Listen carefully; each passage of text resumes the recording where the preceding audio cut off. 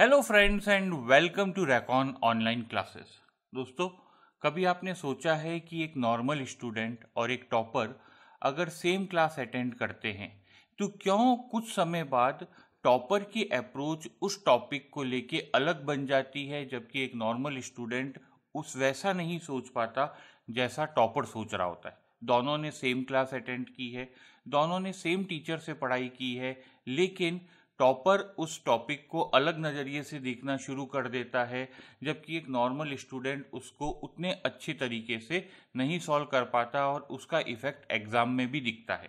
तो आज मैं इसी टॉपिक पे आपके साथ डिस्कशन करना चाहूँगा कि जो न्यूमेरिकल एस्पेक्ट है, इंजीनियरिंग में न्यूमेरिकल ही ज़्यादा इम्पॉर्टेंट रोल प्ले करते हैं।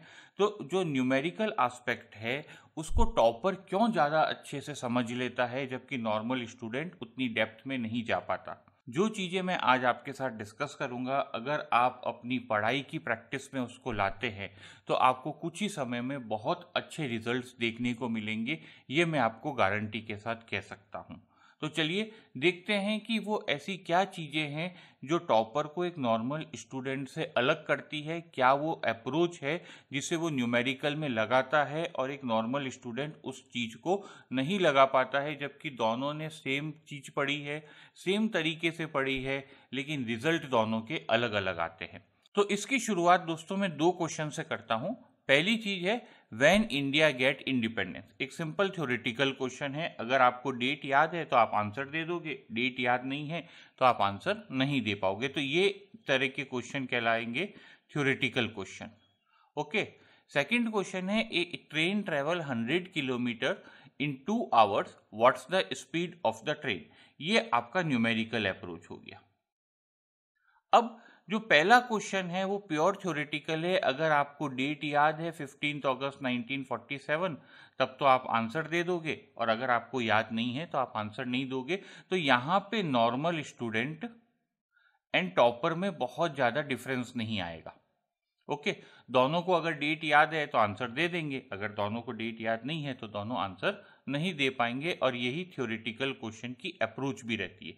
याद है तो आंसर दो, नहीं याद है तो आगे बढ़ जाइए। ओके। तो यहाँ पे डिफरेंस पैदा नहीं होता। डिफरेंस पैदा इस क्वेश्चन में होता है, यानी कि न्यूमेरिकल में। क्यों होता है? क्योंकि यहाँ पे एक फॉर्मूला है।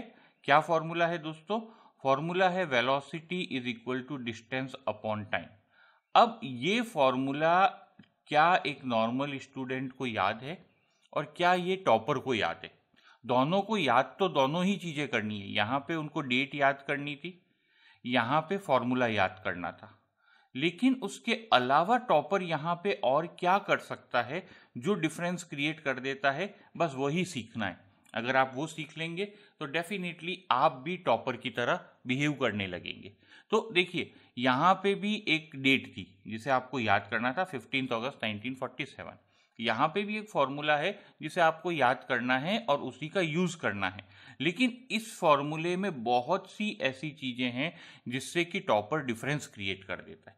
क्या वो चीज़ें हैं, कैसे वो डिफरेंस क्रिएट करता है, इसको मैं अब आपको डिटेल में समझाऊंगा। लेकिन इसके पहले मैं आपको बताना चाहूँगा दोस्तों, होली का बहुत बड़ा ऑफर रैकॉन की ऐप पे चल रहा है।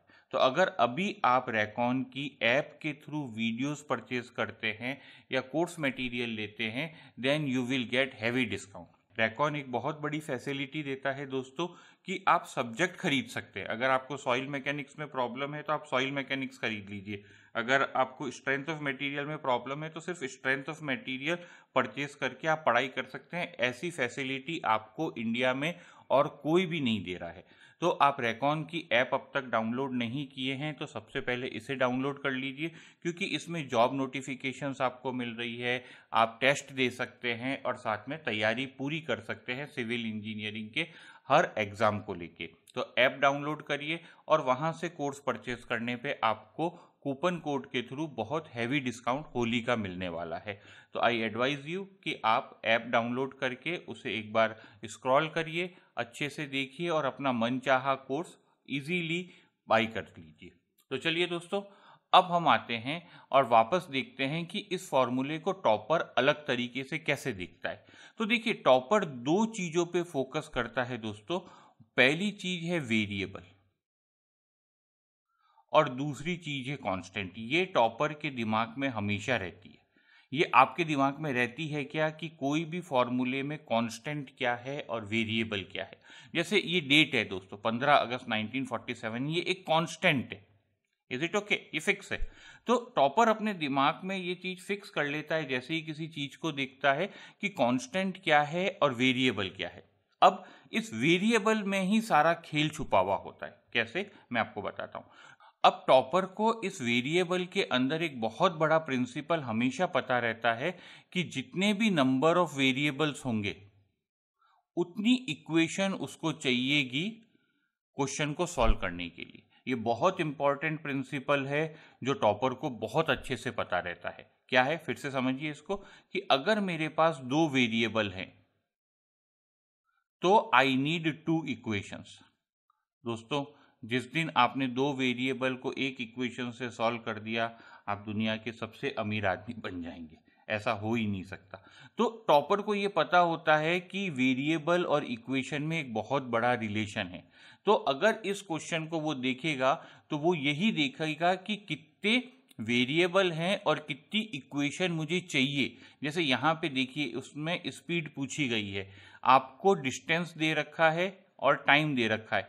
तो टॉपर को पता है कि ये direct v equal to D by T से हो जाएगा, क्योंकि अननोन कितना है, एक, स्पीड, और इक्वेशन कितनी है, एक। तो एक इक्वेशन एक अननोन, सॉल्व कर लेंगे, आंसर आ जाएगा। ठीक है। लेकिन बहुत से ऐसे फॉर्मूले और बहुत से ऐसे क्वेश्चंस होते हैं जिसके अंदर दो तीन अननोन रहते हैं।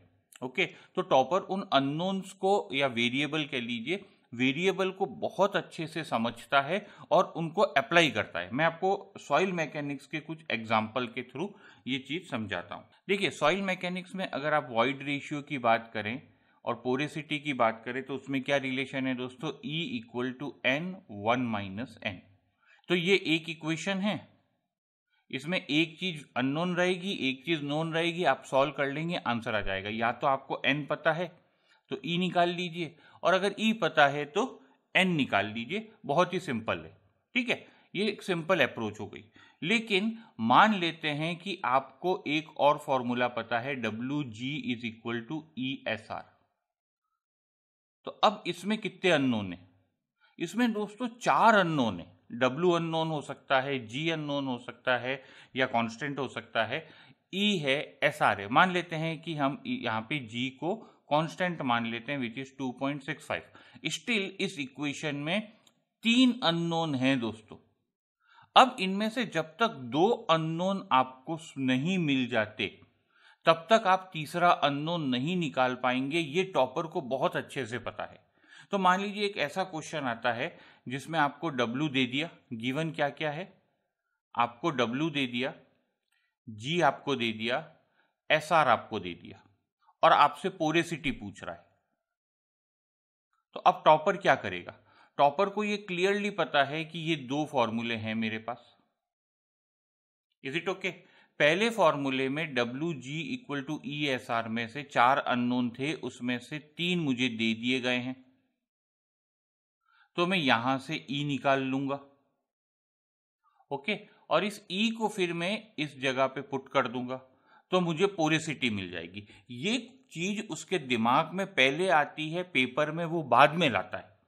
ओके, उसको ये क्लियर होता है कि वेरिएबल क्या है, कांस्टेंट क्या है। ये मैं बहुत ही सिंपल अप्रोच बता रहा हूँ। Now when I will come to the tougher part, तो आपको पता चलेगा कि टॉपर किस तरीके से कॉम्प्लेक्स चीजों को भी इसी तरीके से सोचता है। ये बहुत ही इजी वे में मैं आपको बता रहा हूँ कि एक सिंपल अप्रोच है, दो इक्वेशन है, तो किस तरीके से टॉपर इस चीज को अपने दिमाग में बैठा लेता है।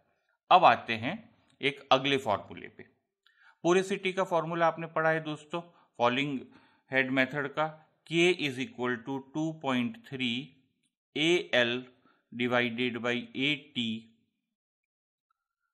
log of 10 H1 by H2। Is it okay? ये एक काफी कॉम्प्लेक्स फॉर्मूला मैं कह सकता हूं जो सॉइल मैकेनिक्स में, जिसमें बहुत सारे वेरिएबल है। अब टॉपर क्या करेगा? जब इस फॉर्मूले को वो याद करेगा दोस्तों, तो वो बहुत सारी चीजें याद करेगा और बहुत सारी चीजें इन चीज में समझेगा। क्या क्या समझेगा वो? सबसे पहले तो वो समझेगा कि ये ए क्या है। ये एक्सपेरिमेंट है, तो इस एक्सपेरिमेंट में ए क्या था। Is it okay? ये स्मॉल ए और कैपिटल ए को क्लियर कट अपने दिमाग में रखेगा, क्योंकि दोनों ही वेरिएबल हो सकते हैं।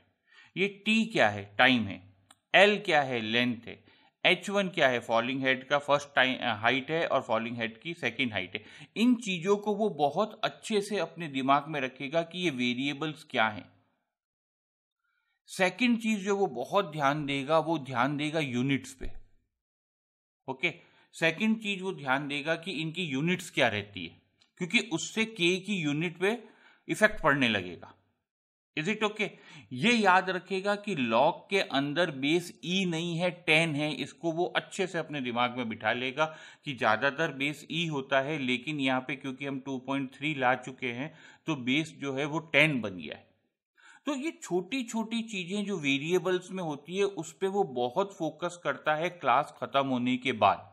जो वो टाइम देता है क्लास खत्म होने के बाद पढ़ाई में, वो इस फॉर्मूले पे थोड़ी सी रिसर्च करता है। और अपने दिमाग में जब वो फॉर्मूला याद करता है तो ये भी याद करता है कि इन वेरिएबल्स का क्या रोल हो सकता है, ये किस तरीके से चेंज हो सकते हैं, जो एक नॉर्मल स्टूडेंट इतनी डेप्थ में नहीं जाता है। और वहीं पे टॉपर और नॉर्मल स्टूडेंट का डिफरेंस क्रिएट होने लगता है। तो आप जब भी किसी फॉर्मूले को देखें, उसमें देखें कि वेरिएबल क्या है और वो वेरिएबल कितना क्रिटिकल बन सकता है। ये बहुत इंपॉर्टेंट अप्रोच है जो आपको ध्यान रखनी चाहिए हमेशा जब आप न्यूमेरिकल सॉल्व कर रहे हैं। तो एक और एग्जांपल देता हूं आपको। शेयर स्ट्रेंथ का फॉर्मूला पता है आपको? S is equal to C plus sigma 10 phi. ये तो क्या सिंपल शेयर स्ट्रेंथ का फॉर्मूला है, लेकिन मैंने बहुत से स्टूडेंट को पढ़ाया है दोस्तों, एंड व्हाट आई फाउंड कि वो इस चीज फॉर्मूले एंड व्हाट आई फाउंड कि वो इस फॉर्मूले को तो याद कर लेते हैं, उन्हें पता होता है।